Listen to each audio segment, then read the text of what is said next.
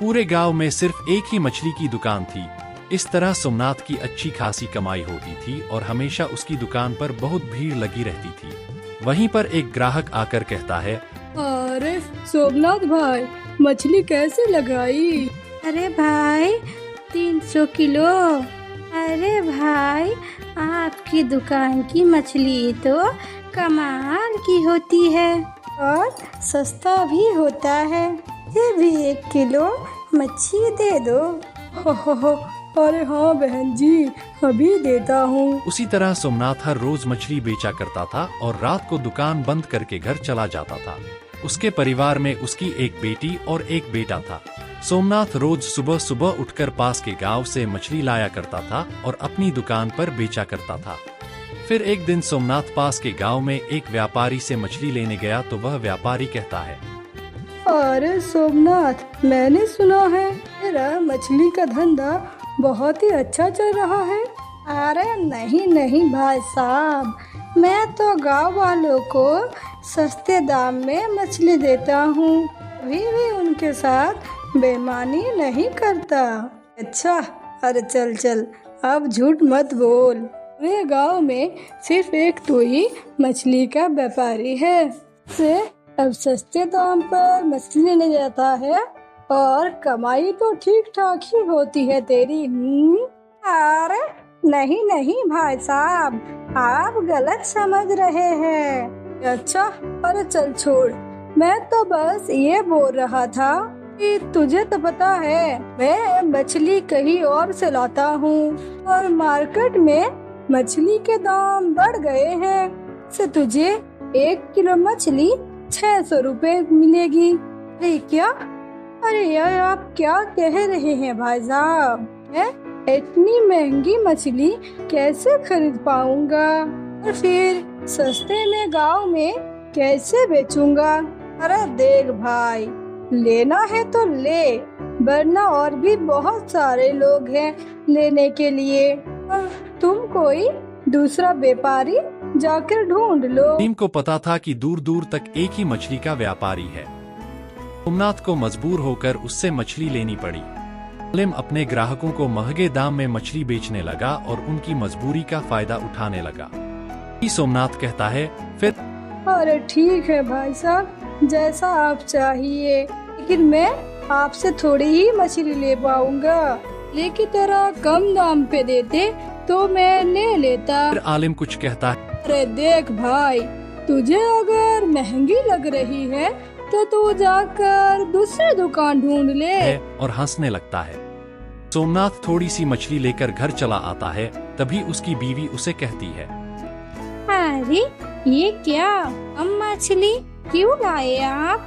ये मछली दुकान पर छोड़ आए हो क्या? अरे नहीं नहीं, मछली व्यापारी ने मछली का दाम बढ़ा दिया है और मछली बहुत ही महंगी हो गई है। ही अगर इतनी सी मच्छी बेचोगे तो हमारा घर कैसे चलेगा? अरे मैं कहता हूँ, ये अगर बिक जाए तो भी बहुत है। अब महंगे दाम में मछली लाओगे तो महंगी दाम में तो बेचना भी पड़ेगा, और महंगी देख के पता नहीं कई लोग ले या फिर नहीं। हे भगवान, ये तो बड़ी मुसीबत है। फिर रोज की तरह सोमनाथ अपने ठेले पर मछली बेचने लगता है। तभी उसकी दुकान पर एक ग्राहक आता है और कहता है, अरे भैया 1 किलो मच्छी देना तो। अरे ठीक है बहन, अभी देता हूँ। सोमनाथ मछली तोड़ने लगता है। अरे ये लो बहन की मछली। अच्छा लो भैया, ये पैसे। बहन 600 हुए तो सिर्फ 300 है। जी क्या? ये कब हुआ? इसो ही तो मेरे पति 300 रुपए लेकर गए थे, आपने तो 2 गुने से भी ज्यादा दाम बढ़ा दिया। अरे नहीं बहन, बाजार में मछली के दाम बढ़ गए हैं। अरे रहने दो भैया, मुझे नहीं लेना मच्छी। इतना कहकर वह महिला वहां से बिना कुछ लिए चली जाती है। कुछ देर बाद और भी ग्राहक आते हैं, पर महंगा देखकर कोई भी नहीं लेता और सोमनाथ को गालियां देते हैं। अरे भाइयों देखो देखो, ये तो सरासर लूट मचा रखी है। अरे इससे सस्ते दाम पे तो मछली शहर पे मिल जाती है। शाम हो जाती है। सोमनाथ की एक भी मछली नहीं बिकती। थोड़ी देर बाद सोमनाथ देखता है आलिम उसके दुकान के आगे मछली की दुकान लगाता है और बहुत ही सस्ते भाव में मछली बेचता है। अरे आओ आओ भाइयों, आओ आओ, सस्ते और अच्छे दाम में मछली ले लो। अरे इतनी सस्ती मछली कहीं भी नहीं मिलेगी, आओ आओ। देखते ही देखते उसकी दुकान में भीड़ लग जाती है। अरे ओ भैया, कैसे लगाई मच्छी? अरे बहन, सिर्फ 50 रुपए किलो। क्या भाई, आप क्या बोल रहे हो? इतनी सस्ती मच्छी? अरे भैया, मुझे तो 3 किलो कर दो। अरे भाई साहब, मुझे भी 1 किलो दे दो। और उसकी सारी मछली बिक जाती है। अलीम बहुत ही खुश थी कि पहले ही दिन उसकी इतनी कमाई हुई। थोड़ी देर बाद जब भीड़ कम हुई तो सोमनाथ उसकी दुकान पर आता है और उससे पूछता है, अरे क्यों किया आपने ऐसा भाई साहब? मुझे मछली महंगी दी और खुद आकर यहाँ पर सस्ते दाम पर बेच रहे हो। अरे देख भाई, मैंने कुछ भी नहीं किया।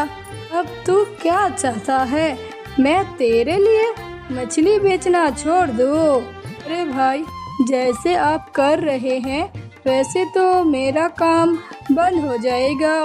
तो तू एक काम कर, मुझे अपनी मछली बेच दे 200 रुपए के किलो के भाव से। अरे ये क्या कह रहे हैं भाई साहब? आपने तो मुझे 600 के किलो के दाम पर मछली दी थी। अब आप तो 200 के भाव में ले रहे हैं। अरे देख भाई, मैं तेरे बारे में ही सोच रहा था, और वैसा भी अब तेरे दुकान पर कोई भी मछली नहीं लेने वाला। अब होने से अच्छा होता तू मछली मुझे दे देता। पर चल, कोई बात नहीं, तेरी मर्जी। अरे भाई, भलाई का तो जमाना ही नहीं रहा। यह सोचकर सोमनाथ को मजबूरी में सारी मछली आलिम को सस्ते दाम में बेचनी पड़ती है और दुखी मन से वह घर वापस आ जाता है। उसकी बीवी उसे कहती, अरे क्या हुआ जी, आज इतने दुखी क्यों लग रहे हो? तेरी तो अच्छी हुई ना। अरे पता नहीं ऊपर वाला हमसे किस बात पे नाराज है। सोमनाथ अपनी पत्नी को सारी बात बताता है, लेकिन दोनों को ही समझ नहीं आ रहा था कि अब घर कैसे चलेगा। उधर आलिम भी दुकान बंद करके घर पहुंचता है। उसकी बीवी रोज उसे कहती है, अरे आ गए आप, आए तो आज कितनी कमाई हुई है? अरे कभी आदमी को पानी भी पूछ लिया करो, बस मेरे आते ही पैसे मांगना शुरू कर देती हो। अरे ज्यादा मच ना करो, रोज नाम है मेरा, घर काम ही करवाना है ना, तो नौकर रख लो घर में, लेकिन वो तो तुम्हारी औकात ही नहीं है। अरे रे, तुम तो नाराज हो गई। अरे सुनो, आज बहुत कमाई हुई है, पूरे 60,000 की। अरे क्या, आज कौन सी लॉटरी लग गई? आलिम उसे सारी बात बताता है, कैसे उसने सस्ते दाम पर मछलियाँ बेचकर सोमनाथ का धंधा चौपट करवा दिया। ये सुनकर उसकी बीवी कहती है, अरे क्या मेरे मूर्ख पति, ये तुमने क्या किया? मेरे मायके से जो मच्छियाँ आती है तुम इतने सस्ते में बेच आए। अरे तो और मैं क्या करता, घर में रोज तुम पैसे मांगना शुरू कर देती हो। अरे मैं कहाँ से लाऊं इतने पैसे? अरे रोज नाम है मेरा, ऐसे तो मुझे चाहिए ही, और कल से जैसा मैं कहूँगी ठीक वैसा ही करोगे तुम। अरे पर करना क्या होगा मुझे? अरे बाजार में इतनी सारी दवाइयाँ आती हैं, और छोटी मछली को खिला दी जाए तो मछली कुछ ही दिनों में बड़ी और वजनदार हो जाती है, और मछली बड़ी होगी तो मुनाफा भी ज्यादा होगा। अरे कुछ समझे मेरे बेवकूफ पति? हाँ, समझ तो गया, पर ये गलत है ना? अरे अब तुम मुझे समझाओगे कि क्या सही है और क्या गलत। चुपचाप तुम वही करो जैसा मैं कहती हूँ। अगले दिन से आलिम छोटी छोटी मछलियां के चारे में दवाई मिलाने लगा। जैसे कुछ ही दिनों में मछली बड़ी हो जाती है और फिर सस्ता दाम पर मछलियां बेचकर वह खूब पैसा कमाने लगा। दूसरी तरफ सोमनाथ का धंधा बंद हो चुका था और वह मजदूरी करने लगा था, पर सोमनाथ को उसकी मछलियां पर शक होने लगा था। फिर कुछ दिनों बाद गांव के सरपंच की बेटे की शादी थी और वह दावत के लिए 200 किलो मछली का ऑर्डर देने आलिम के पास आता है। आलिम जल्दी से ऑर्डर ले लेता है। वही दूर से खड़ा होकर सोमनाथ सब कुछ देख रहा था, क्योंकि उसको आलिम पर शक हो गया था। अरे 200 किलो मछलियों की ऑर्डर के लिए झट से मान गया। फिर इतनी जल्दी ये इतनी सारी मछलियाँ लाएगा कहाँ से? मुझे पता करना होगा। शाम को जब आलिम घर जा रहा है तो सोमनाथ उसका पीछा करता है और वह देखता है आलिम और उसकी बीवी फॉर्म में रखी हुई छोटी मछलियों के चारे में दवाई मिलाकर खिला रहा है।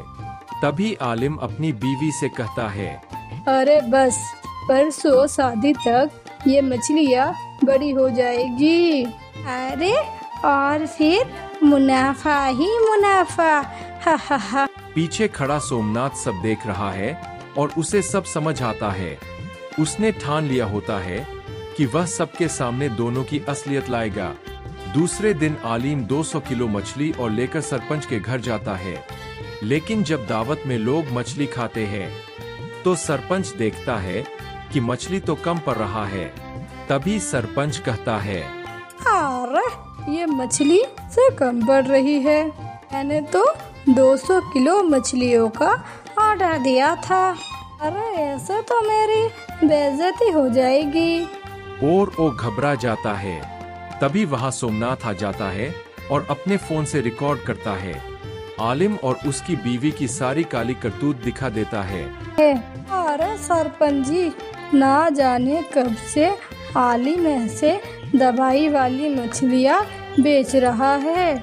से कितनी बार लोगों की तबीयत भी खराब हो चुकी है और अब आप भी बदनामी के कगार पर खड़े हो चुके हैं। यह सुनकर सरपंच को बहुत गुस्सा आता है और अगले दिन सरपंच गांव में सभी लोगों को इकट्ठा करता है और सारी बातें गांव वालों को बताता है। पूरा गांव गुस्से से लाल पीला हो जाता है।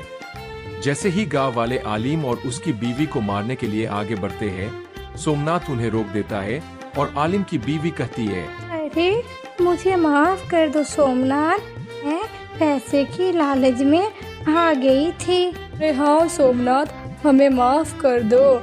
हम दोनों ये गांव छोड़कर कहीं दूर चले जाएंगे।